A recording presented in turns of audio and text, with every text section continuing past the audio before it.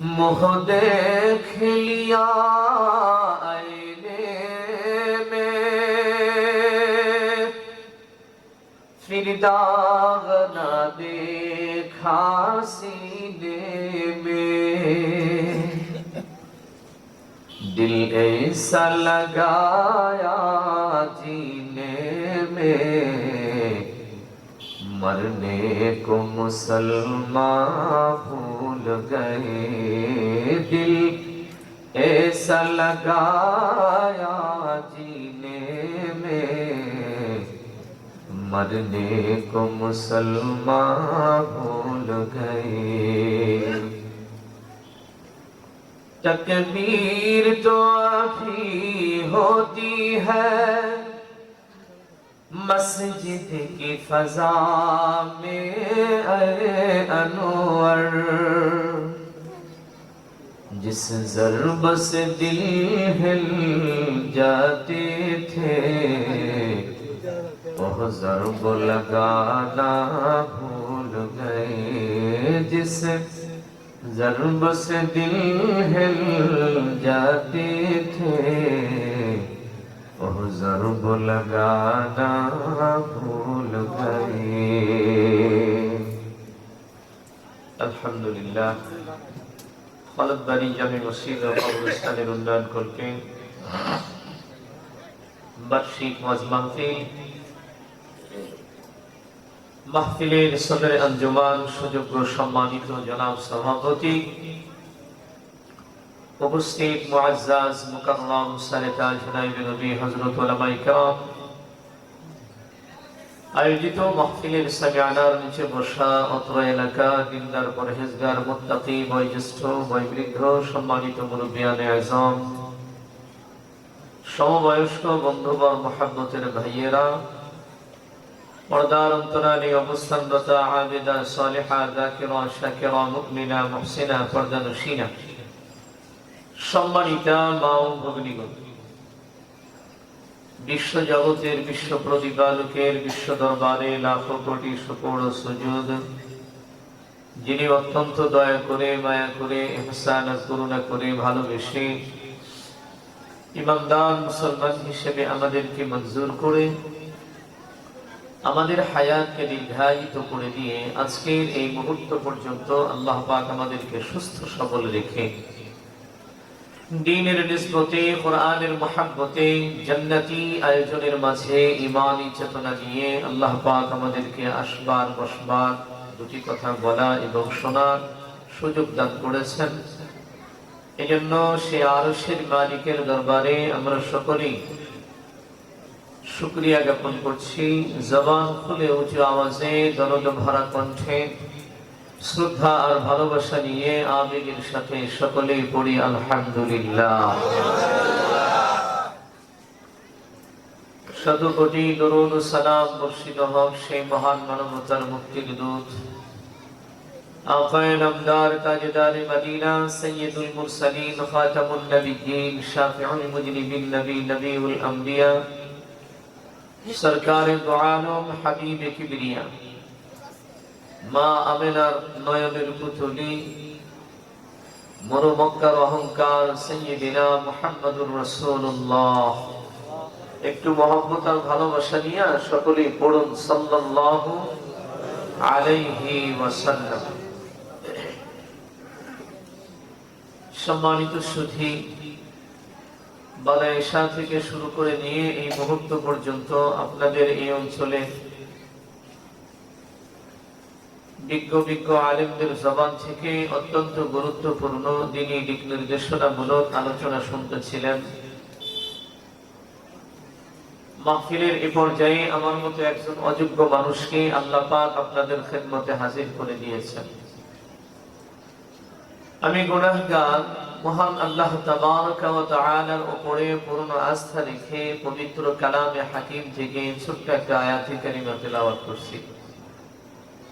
সেই সাথে রাসূল করিম সাল্লাল্লাহু আলাইহি ওয়াসাল্লামের অসংখ্য অগণিত হাদিসে মুবারাকা হতে দুটি ইবারত আপনাদের সম্মুখে পড়েছি।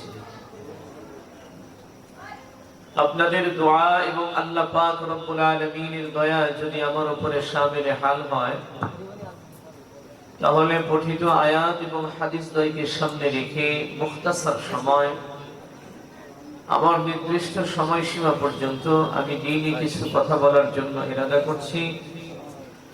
আল্লাহ পাক যেন আমার জবান থেকে পুরনূর পুরসহে মুস্তানাদ দ্বীনি কিছু আলোচনা বের করে দেন। একটু কষ্ট করে সকলেই পড়ুন আমিন। আরেকবার পড়ুন আমিন। সম্মানিত সুধী, যে কোনো একটা বিষয়বস্তু নিয়ে আলোচনা করলে ভালো হয়, এটা আমি মনে করি। আপনাদের কি মনে হয় সেটা আমি জানি না। একটা বিষয় নিয়ে কথা বললে এটা মানুষকে বোঝানোর সুবিধা হয়, আপনারাও ভালো বুঝতে পারবেন, আমাদের জন্য একটু আসানি হয়। আর এলো পাতারি 2টা 4টা 10টা বিষয় নিয়ে কথা বললে কোনোটাই আপনাদের ব্রেনে ঢুকবে না, ঠিক না? যেন আমি চাইতেছি যে কোনো একটা বিষয় নিয়ে কথা বলার জন্য। তো আজকের যে বিষয়টি আমি নির্ধারণ করেছি আপনাদের খেদমতে পেশ করার জন্য, এটি হলো জান্নাতি মানুষের পরিচয়। কোন মানুষগুলোকে আল্লাহ পাক জান্নাত দান করবে, এটার একটা ছোট্ট পরিচয় আমি আপনাদের সম্মুখে আজকে তুলে ধরতে চাই। কষ্ট হইব না তো আপনাদের? মাশাআল্লাহ। আজকে আমরা যারা এখানে সমবেত হয়েছি, আমরা সহকারে এই গোটা বাংলাদেশ তথা তামাম পৃথিবীতে যত মানুষ আছে, এই সমগ্র মানব জাতিকে আমরা কখনো কোনোদিন একটা প্ল্যাটফর্মে, একটা ময়দানে, একটা মাঠে জমা করতে পারবো না। এটা আমাদের সাধ্যের বাহিরে। এরপরেও যদি আমরা কখনো কোনোদিন এই পৃথিবীর জমিনের মানব গোষ্ঠীকে একটা প্ল্যাটফর্মে জমা করতে পারি, আর কোন প্রশ্নকারী এদেরকে যদি প্রশ্ন করে যে হে দুনিয়ার মানব সকল, তোমরা যারা আজকে এখানে উপস্থিত হয়েছ এই মাঠে, তোমাদের সকলের চিন্তাধারা, মতামত, থিওরি এগুলি কি সব একরকম নাকি ভিন্ন ভিন্ন? আপনাদের খেয়াল অনুযায়ী লোকেরা কি বলবে? সবার চিন্তা ফিকির একরকম? একে বলবে। আমার চিন্তাধারা অনুযায়ী লোকেরা তো বলবে যে না, আমাদের সকলের চিন্তাধারা এক নয়, ভিন্ন ভিন্ন, আলাদা আলাদা, ঠিক না? যেহেতু এক একজন মানুষই তো আলাদা, তার চিন্তাধারাও আলাদা হওয়াই স্বাভাবিক। সম্মানিত ভাইয়েরা, পৃথিবীতে আল্লাহ পাক রব্বুল আলামিন যত মানুষ সৃষ্টি করেছেন, এই সমস্ত মানুষগুলোকে আমরা যদি 2 ভাগে ভাগ করি, আমার কথাগুলো খুব মনোযোগ সহকারে শুনতে হবে। একটা মিস করলে ওখানে একটা গ্যাপ তৈরি হবে। আগামীকাল কেউ জিজ্ঞেস করলে আপনি ভুলভাল বলবেন, দোষটা আসবে আমার উপর। এই জন্য মন লাগায় শুনতে হবে, দিলের কান দিয়ে, চামড়ার কানে না। দিলের ভেতর আর একটা কান আছে আমাদের, এই কান আর ওই কান এক জায়গায় করলে বাহিরের কথা এখানে আর ঢুকবে না। তো পৃথিবীর সমস্ত মানুষগুলোকে আমরা যদি 2 ভাগে ভাগ করে দেই, এক ভাগ মানুষ হবে নাস্তিক, আরেক ভাগ মানুষ হবে আস্তিক। একটা কথা খুব ভালো করে বুঝতে হবে যে নাস্তিক আর আস্তিক ছাড়া পৃথিবীতে আর কোনো মানুষ নাই। কেউ যদি বলে যে আমি মানুষ, তাহলে হয়তো বা তাকে নাস্তিক হতে হবে, না হলে তাকে আস্তিক হতে হবে। এর বাহিরে সে থাকতেই পারবে না। তবে মানব গোষ্ঠীর ভেতরে 2টা জাতি আছে, 2টা শ্রেণী আছে, জাতি না শ্রেণী। এদেরকে আমরা নাস্তিক অথবা আস্তিক কোনোটাই বলা যাবে না বা বলতে পারবো না। তারা কারা? একটা হলো অপ্রাপ্ত বয়স্ক শিশু সন্তান, যাদের এখনো বুদ্ধি হয় না, সাবালক সাবালিকা হয়নি, খেয়াল খুশি মতো যখন যা খুশি তাই করে ফেলে, ঠিক না? ঠিক যেমন ওই আপনাদের প্যান্ডেলের বাম সাইডের শেষের কোনায় একটা বাচ্চা, ও আমার দিকে খালি টার্গেট লাইট মারতেছে অনেকক্ষণ যাবত, আনন্দ পাচ্ছে। মাইনে হুজুরের মুখটা একটু টার্গেট লাইট দিয়ে দেখি, লাল কালারের লাইট, ওর ভালো লাগতেছে বিধায় মারতেছে, তাই না? ও যদি বুদ্ধিমান হইতো, বুঝওয়ালা, তাহলে কি মারতো? মারতো, তাই না? এই জন্য ওরা হলো অপ্রাপ্ত বয়স্ক শিশু, ওরা শিশু বাচ্চা। এদেরকে আমরা নাস্তিক অথবা আস্তিক কোনোটাই বলতে পারি না। এরপরে দ্বিতীয় শ্রেণী যারা, এরা হলো মস্তিষ্কের ভারসাম্যহীন। আমাদের প্রচলিত বাংলা ভাষায় আমরা যাদেরকে পাগল বলে থাকি, ঠিক না ভাই? এদের কোনো হুঁশ জ্ঞান নেই, বুঝবুদ্ধি নাই, এদেরকে নাস্তিক অথবা আস্তিক কোনোটা বলা যাবে না। এর বাহিরে যত শ্রেণী আছে পৃথিবীতে, হয়তোবা সে নাস্তিক না হলে আস্তিক। এই নাস্তিক এবং আস্তিক এই দুইটা শ্রেণীর পরিচয় যখন আমরা পাবো, কাদেরকে নাস্তিক বলে আর কাদেরকে আস্তিক বলে, এদের পরিচয় আমাদের সামনে যখন আসবে, তখন আমরা এমনিতেই জান্নাতি মানুষগুলোকে খুঁজে বের করতে পারবো যে কারা জান্নাতি মানুষ। সম্মানিত সুধী, প্রথমে তাহলে আমরা নাস্তিকদেরকে নিয়ে একটু সময় আলোচনা করতে পারি যে নাস্তিক কাদেরকে বলে। আমরা তো স্বাভাবিকভাবে আমাদের সমাজে কেউ কোনো ভুল করলে আমরা হঠাৎ করেই তাদেরকে নাস্তিক বলে আখ্যা করি, তাই না? নাস্তিক বলে গালি দিই, আরে তুই তো নাস্তিক হয়ে গেছিস, এরকম বলি না? এটা বলা ঠিক না। নাস্তিক হওয়ারও কারণ আছে, এটার সংজ্ঞা আছে। এমনি একজনকে বললেই তো আর হবে না, ঠিক না? এমনি একজনকে কাফের বলা, মুশরিক বলা, মুরতাদ বলা, নাস্তিক বলা, এটা অন্যায়, এটা ঠিক না। সে ভুল করতেই পারে, কোন একটা ভুল করেছে, একটু পরে হয়তো বা সে অনুশোচনায় এসে আরশের মালিকের দরবারে তওবা করে ফেলেছে। তাহলে আমি যে তাকে নাস্তিক বললাম, এই বলাটা কি ঠিক হবে? এই জন্য বলবেন না কেউ। এক নম্বরে নাস্তিক হলো ওই মানুষগুলো যাদের সম্পর্কে আল্লাহ সুবহানাহু ওয়া তাআলা পবিত্র কুরআনুল কারীমের মাধ্যমে মুহাম্মদুর রাসূলুল্লাহ সাল্লাল্লাহু আলাইহি ওয়াসাল্লামকে জানিয়ে দিচ্ছেন যে ওগো রাসূল, নাস্তিক হলো ওই মানুষগুলো যারা যে নামুতু ওয়া নাহইয়া ওয়া মা ইহলিকুনা ইল্লা দাহর। আল্লাহ পাক বলেন যে নাস্তিক হলো তারা যারা কোনো ধর্ম বিশ্বাস করে না। যারা কি করে না? কোনো ধর্ম বিশ্বাস করে না এবং স্রষ্টা বিশ্বাস করে না। তো কেউ যদি স্রষ্টা বিশ্বাস না করে, তাহলে তারা আসলো কোথা থেকে এ সম্পর্কে একটা জ্ঞান তো তাদের থাকতে হবে। তোমাকে যখন কেউ সৃষ্টি করে নাই, তাহলে তুমি আসলে কোথা থেকে? একটা প্রশ্ন থেকে যায় না?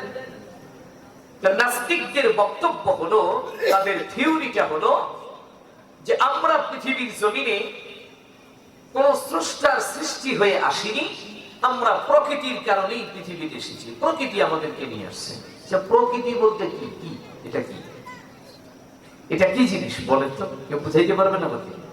প্রকৃতি বলতে তো আসলে কিছু নাই। আমরা মুসলমানেরা, ইমানদারেরাও তো অনেক সময় বলি যে ভাই প্রাকৃতিক সমস্যার কারণে আজকে একটু অফিস আসতে লেট হয়ে গেল, ঠিক না? ইমাম সাহেব দেরিতে আসছে, এক বক্ত আসতে পারে নাই, পরের বক্ত আসছে, হুজুর আসলেন না। তো ভাই দেখলেন না, প্রাকৃতিক দুর্যোগ। তার মানে কি? ঝড় বৃষ্টি। তার মানে ঝড় বৃষ্টি এমনি এমনি হয়? কথা বলে না, এমনি এমনি হয় না। এটার একজন পরিচালক আছে, এটা কেউ বর্ষণ করে, ঝড় কেউ দেন, বৃষ্টি কেউ দেন। তিনি বললে হয়, না বললে বন্ধ হয়। তাহলে এটার একজন মালিক আছে না নাই? তাহলে প্রকৃতি এটা কি বলে? প্রকৃতি মানে হলো এমনি এমনি, হঠাৎ করে হয়ে গেছে, এমনি হয়ে গেছে, আন্দাজে। তো আল্লাহ বলেন ওগো রাসূল, নাস্তিকদের থিওরি হলো যে তারা প্রকৃতির কারণেই দুনিয়াতে আগমন করেছে, আবার প্রকৃতির টানেই দুনিয়া থেকে চলবে। এরা যখন মরে যাবে, এদেরকে কেউ ধরতেও পারবে না, ছুতেও পারবে না। কবরের ভেতরে যে শাস্তি বা শান্তি আমি আল্লাহ রেখেছি, এ সম্পর্কে তাদের কোনো বিশ্বাস নেই। এরা কোনো বিশ্বাস করে না। এদের ধারণা কবরে কিচ্ছু নাই, এটা ভৌতাবাজি। কবরে যাওয়ার পরে মানুষ মরে গেলে মাটির সাথে মিশে মাটি হয়ে যাবে, তাদেরকে কেউ ধরতে পারবে না। নাউজুবিল্লাহ। তাদের এই থিওরির সাথে আমরা কি একমত হতে পারি? সকলে মিলে আওয়াজ দিয়ে বলুন, একমত হতে পারি? কখনো না, কোনদিন না। কারণ আমরা তো বিশ্বাস করেছি আমানতু বিল্লাহি ওয়া মালাইকাতিহি ওয়া কুতুবিহি ওয়া রুসুলিহি ওয়াল ইয়াউমিল আখির ওয়াল কদরি খাইরিহি ওয়া শাররিহি মিনাল্লাহি তাআলা ওয়াল বা'সি বা'দাল মাউত। বিশ্বাস করি না এগুলো? কথা বলেন, বিশ্বাস করি নাই? আমরা শুধু মৃত্যুকেই বিশ্বাস করি না, স্রষ্টাকেই বিশ্বাস করি না, আমাদের বিশ্বাস তো আরো অ্যাডভান্স, আরো আগানো, অনেক দূর পর্যন্ত। কোথায়? যে কবর, এরপরে হাসর, মিজান, ফুলসিরাত পাড়ি দিয়ে জান্নাত জাহান্নাম পর্যন্ত আমাদের বিশ্বাস। কথা বলেন ঠিক কিনা? এই বিশ্বাসটা তাদের ভেতরে নেই। ওরা বলে আমরা মরবো, আমাদের কারবার শেষ। এদেরকেই পবিত্র কুরআনুল কারীমের ভাষায় নাস্তিক বলা হয়। তাহলে বোঝা গেল যে নাস্তিক কাদেরকে বলে? যারা স্রষ্টা এবং ধর্ম কোনটাই মানে না, তাদেরকে কি বলে? নাস্তিক বলে। এটা ব্রেনে ঢুকায় নেন খুব ভালো করে। দ্বিতীয় নম্বর আসে আস্তিক কাদেরকে বলে। এতক্ষণ তো শুনলাম যে নাস্তিক কারা, এবার আসুন আস্তিক কাদেরকে বলে। খুব শর্টে বলে দিন যে আস্তিক হলো তারা যারা স্রষ্টা বিশ্বাস করে এবং ধর্ম বিশ্বাস করে, এরা হলো আস্তিক। এখন আপনাদের প্রশ্ন আসতে পারে যে হুজুর আস্তিক কি তাহলে আমরা শুধু মুসলমানেরা?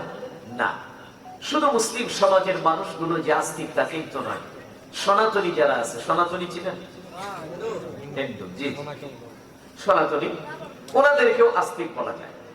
কেন? যে ওনারা স্রষ্টা বিশ্বাস করে, ধর্ম বিশ্বাস করে, এরপরে মৃত্যুর পরে যে আরেকটা জীবন আছে এটাও তারা বিশ্বাস করে। জান্নাত জাহান্নাম অর্থাৎ তাদের ভাষায় স্বর্গ এবং নরক হিসেবে তারা জানে, এবং বিচার কার্য যে হবে এটাও তারা বিশ্বাস করে। এজন্য তাদেরকে আস্তিক বলা যায়। আমরা আস্তিক হয়েছি এক আল্লাহকে বিশ্বাস করে, আর ওনারা আস্তিক হয়েছেন 12 মাসে 13 জন দেবতাকে বিশ্বাস করে। কথা বলেন ঠিক কিনা? 12 মাসে কতজন? আওয়াজ দেন না কেন? 12 মাসে কতজন? 12 মাসে 13 জন দেবতা বিশ্বাস করে তারা আস্তিকের মতবাদ গ্রহণ করেছে। সম্মানিত সুধী, আমার দিকে তাকান, আমার দিকে এদিকে খেয়াল করে। বয়ানের সময় ওদিকে ওদিকে তাকান যাবে না, খুব খেয়াল করে। যারা একের অধিক দেবতার সামনে মাথা নত করে, তাদের পূজা করে, উপাসনা করে, তাদেরকে স্রষ্টা হিসেবে মনে করে, এদেরকে নিয়ে আল্লাহ পাক রব্বুল আলামিন পবিত্র কুরআনুল কারীমের মাধ্যমে নবী মুহাম্মদুর রাসূলুল্লাহ সাল্লাল্লাহু আলাইহি ওয়াসাল্লামের কাছে একটা প্রশ্ন উত্থাপন করেছেন। একটা প্রশ্ন উত্থাপন করেছেন নবীজিকে। আল্লাহ পাক বলতেছেন, বিসমিল্লাহির রহমানির রহিম, ওয়ালাইন সাআলতাহুম মান খালাকাস সামাওয়াতি ওয়াল আরদ। মুসলমান ভাইরা রে আমার, আল্লাহ পাক রব্বুল আলামিন বিশ্ব নবী সরকারে দু আলম নবী মুহাম্মদ আরবি সাল্লাল্লাহু আলাইহি ওয়াসাল্লামকে প্রশ্ন করতেছেন, ওগো রাসূল, আপনি ওই মানুষগুলোকে জিজ্ঞাসা করেন যেই মানুষগুলো একের অধিক দেবতার সামনে মাথা নত করে, তাদেরকে স্রষ্টা মনে করে। আল্লাহ পাক ডাক দিয়া বলেন, ওগো হাবিব আমার, ওই মানুষগুলোর কাছে জিজ্ঞাসা করেন, ওরা যে এতগুলো দেবতার সামনে মাথা নত করে স্রষ্টা হিসেবে তাদেরকে জানে, এইদের ভিতরে এমন কোন দেবতা আছে? ওয়ালাইন সাআলতাহুম মান খালাকাস সামাওয়াতি ওয়াল আরদ, ওদের ভিতরে এমন কোন দেবতা আছে যে তার নিজস্ব ক্ষমতায় এই কোটিবিহীন আসমান আর এই জমিনকে সৃষ্টি করেছে? আমি আল্লাহকে একবার দেখায় দিতে বলে। কি দেখাইতে পারবে? প্রশ্ন করলেন আল্লাহ, কিন্তু নবী আলাইহিস সালাম উনি লাজবাব, প্রশ্নের জবাব নাই, শুধু শুনতেছেন। যিনি প্রশ্ন করলেন তিনি আবার জবাব দিয়ে দিচ্ছেন। সুবহানাল্লাহ বলেন।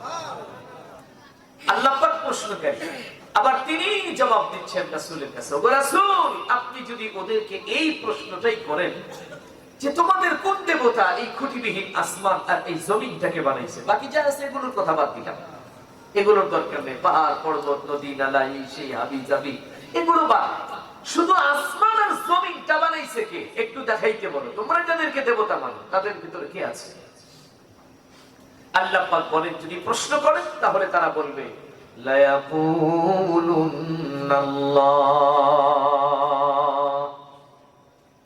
আল্লাহ পাক বলেন, হাবিব আমার, ওদেরকে যদি প্রশ্ন করা হয়, ওদের জবাবে, ওদের কণ্ঠে শুধু একটাই জবাব পাবেন, সেটি হলো লায়াকুলুন্নাল্লাহ। ওরা বলবে, আমাদের কোন দেবদেবী এই আসমান আর জমিন বানায় নাই, এই আসমান জমিন যিনি সৃষ্টি করেছেন তিনি হলেন আল্লাহ। এটা তারাও বলবে যে আসমান আর জমিন যিনি সৃষ্টি করছেন তিনি কে? আল্লাহ। এজন্য মাঝে মধ্যে দেখবে আল্লাহকে ওইভাবে স্বীকার করে না, স্রষ্টা হিসেবে মানে না, কিন্তু ঠেলায় পড়লে মাঝে মধ্যে মানে, ঠিক না? যখন বেশি ঠেলায় পড়ে যায় তখন আল্লাহর নাম এসে পড়ে, তোমার কলমা শরীফ এসে পড়ে, লাইনে তো সুবহানে কিন্তু তুমি সুবহানে ওমানে পড়ে। কে লেগে পড়ে জানেন? কারণ তখন আসল বিশ্বাসটা তার ভেতরে কাজ করে। সে জানে যে মূল স্রষ্টা তো উনি, ওনাকে বাদ দিয়ে যে আলে ডালে বাসা বাঁধছি এটি তো থাকবো না, ভাইয়া পড়বো এক সময়। এই জন্য মূলটার উপরে মাঝে মধ্যে ইয়াকিন নিয়ে আসে, কিন্তু সবসময় ঈমান রাখে না। সম্মানিত শুধু তো ওনাদেরকে যদি আমরা প্রশ্ন করি যে এই তোমরা এই 12 মাসে 13 জন দেবতার পূজা করো, আসলে তোমাদের মূল টার্গেটটা কি? তোমরা কি চাও? তোমাদের কি লক্ষ্যমাত্রা কি? তাদের জবাব হলো দুইটা টার্গেট। এক নম্বর হলো পৃথিবীতে আসার পরে সুখে স্বাচ্ছন্দ্যে জীবন যাপন করবে, আর দ্বিতীয় নম্বর হলো ওনারা যখন মরে যাবেন তখন ওনাদের ধারণা যে মরলে আমরা স্বর্গবাসী হয়ে যাব। স্বর্গ মানে বুঝেন? স্বর্গ মানে ওই জান্নাত বেহেশত। নাম জায়গাগুলো তো একটাই, কিন্তু নাম হয়েছে 3-4টা। নাম কয়টা? 2-3টা নাম হয়েছে, কিন্তু জায়গাগুলো তো একটাই। আমরাও যদি খাঁটি বাংলা বলতে চাই তাহলে স্বর্গই বলতে হবে। এটা হলো খাঁটি বাংলা। আরবিতে বলে জান্নাত, ফার্সি, উর্দু এগুলোকে বলে বেহেশত। কথা বুঝে আসছে? বেহেশত মূলত বাংলা ভাষাও না, জান্নাতও বাংলা ভাষা না। বাংলা হলো স্বর্গ, এগুলো খাঁটি বাংলা বলে, আমরা বলি না তাই। তো জায়গা একটাই। তাহলে একবার চিন্তা করে দেখেন যে ওনারা 12 মাসে 13 জন দেবতার সামনে মাথা নত করে, তার চেয়েও অধিক দেবতার উপাসনা করে, তাদের টার্গেট হলো মৃত্যু পরবর্তীকালীন জীবনে আল্লাহর জান্নাত দখল করা। মুসলমান ভাইরা আমার, খ্রিস্টান সমাজের মানুষগুলোকেও বাবা আস্তিক বলা হয়। আমরা যেমন এক আল্লাহর গোলামি করি, ওনারা এক আল্লাহর গোলামি করে না। ওনারা তো 3 জন খোদার গোলামি করে। কয়জন?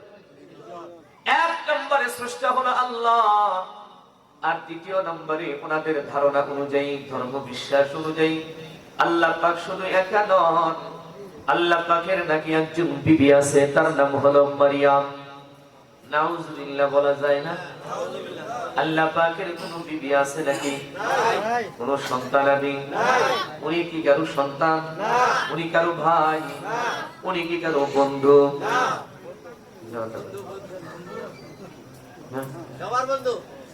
আল্লাহ বন্ধু না? তো কইলেন না? নির্বাচনের মিছিল গাঁদা করে চরিত্র ফুলের মতো পবিত্র, ঠিক না?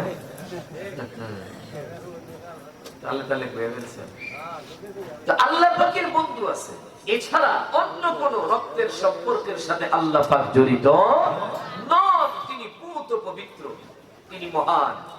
তো খ্রিস্টানদের ধর্ম বিশ্বাস হলো যে আল্লাহ পাকের একজন বিবি আছে, তার নাম মরিয়ম। নাউজুবিল্লাহ। শুধু তাই না, আল্লাহ পাক যে একজন বিবি আছে এখানেই শেষ না। আল্লাহ পাক রব্বুল আলামিন এবং ওনার বিবির মাধ্যমে দুনিয়াতে একটা সন্তানের জন্ম হয়েছে, তার নাম হলো ঈসা রূহুল্লাহ। এটা হলো তাদের ধর্ম বিশ্বাস। সকলেই জবান খুলে পড়ুন নাউজুবিল্লাহ। এইজন্য তারা এক আল্লাহ বিশ্বাস করে না, 3 জনকে মাইয়া তাদের টার্গেট হলো আল্লাহর জান্নাতে যাওয়া। এরপরে 3 নাম্বার হলো ইহুদি সম্প্রদায়, যাদের সম্পর্কে আল্লাহ কোরআনে কারিমে ওয়াজ করেছেন।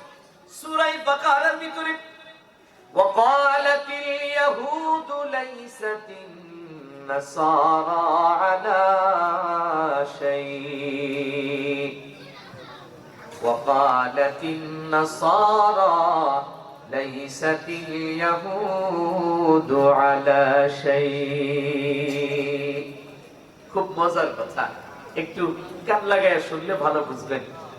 যখন কোরআন নাজিল হয় ওই সময় ইহুদি আর নাসারাদের সেম সেম বক্তব্য আল্লাহ পাক কোরআনে হাকিমে তুলে ধরেছেন নবীজিকে জানানোর জন্য।